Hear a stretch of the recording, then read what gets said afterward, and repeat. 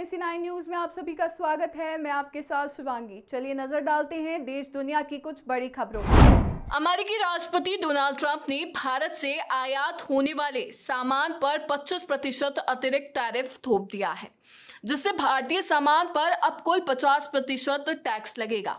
ये कदम भारत द्वारा रूस से तेल खरीदने के जवाब में उठाया गया है। ट्रंप का कहना है कि भारत का रूस से तेल लेना रूस यूक्रेन युद्ध को बढ़ावा देता है। ये नया टैरिफ 27 अगस्त से लागू होगा। इस फैसले ने भारत में हंगामा मचा दिया है।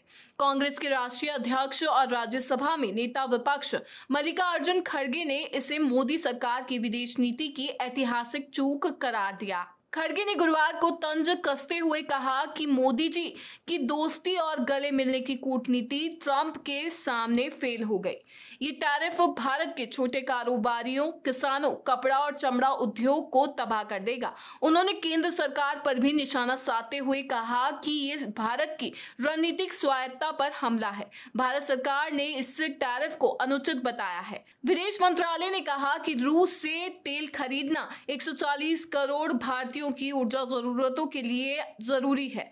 अमेरिका और यूरोप के कई देश भी रूस से व्यापार कर रहे हैं, फिर भारत को क्यों निशाना बनाया जा रहा है? कांग्रेस नेता और लोकसभा में विपक्ष के नेता राहुल गांधी ने गुरुवार को एक विशेष प्रेस कॉन्फ्रेंस में चुनाव आयोग पर गंभीर आरोप लगाते हुए तीखा हमला बोला। उन्होंने दावा किया कि महाराष्ट्र में 2024 के लोकसभा चुनाव और विधानसभा चुनाव के बीच मतदाता सूची में 40 लाख नए वोटर रहस्यमयी तरीके से जोड़े गए हैं। राहुल गांधी ने इस मामले को लोकतंत्र की निष्पक्षता पर सवाल उठाने वाला बताया और चुनाव आयोग से पारदर्शिता की मांग की। प्रेस कॉन्फ्रेंस को संबोधित करते हुए राहुल गांधी ने कहा कि महाराष्ट्र में 2024 के लोकसभा चुनाव और विधानसभा चुनाव के बीच 40 लाख वोटरों की संख्या अचानक बढ़ गई। ये कोई सामान्य वृद्धि नहीं है। ये सवाल उठता है कि ये वोटर कहां से आए, इनकी जानकारी क्यों छिपाई जा रही है। ये लोकतंत्र के लिए खतरा है। उन्होंने आरोप लगाया कि मतदाता सूची में इस तरह की हेराफेरी सत्तारूढ़ दल के इशारे पर की गई है ताकि चुनावी परिणामों को प्रभावित किया जा सके।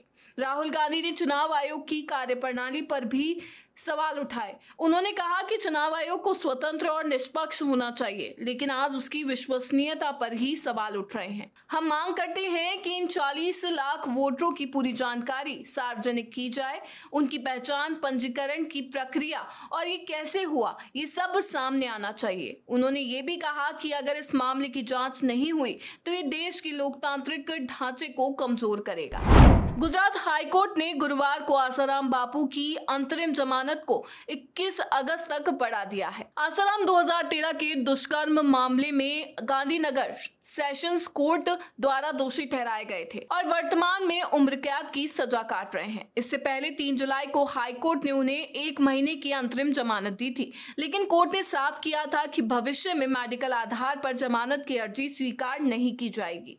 इसके बावजूद आसाराम ने अपनी सजा के खिलाफ दायर अपील के तहत जमानत बढ़ाने की नई अर्जी दी थी।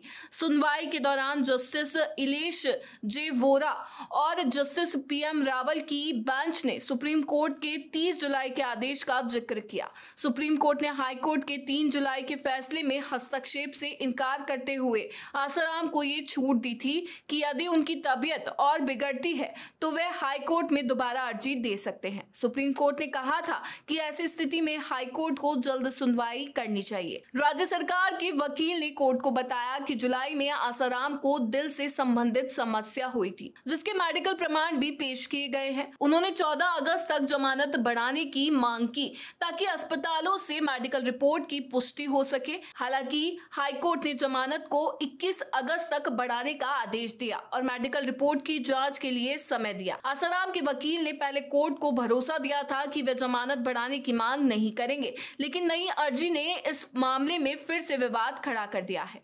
हाईकोर्ट अब मेडिकल रिपोर्ट के आधार पर अगली सुनवाई में फैसला लेगा। देश की राजधानी दिल्ली में MS स्वामीनाथन शताब्दी अंतर्राष्ट्रीय सम्मेलन आयोजित किया गया। इस दौरान PM मोदी ने संबोधित करते हुए इशारों ही इशारों में अमेरिकी राष्ट्रपति ट्रंप को जवाब दिया। PM मोदी ने कहा कि भारत के लिए किसानों का हित हमारी सर्वोच्च प्राथमिकता है। पीएम मोदी ने आगे कहा कि भारत अपने किसानों के हितों के खिलाफ कभी भी समझौता नहीं करेगा। प्रधानमंत्री ने कहा कि मुझे पता है कि मुझे व्यक्तिगत तौर पर बहुत बड़ी कीमत चुकानी होगी, लेकिन भारत इसके लिए तैयार है।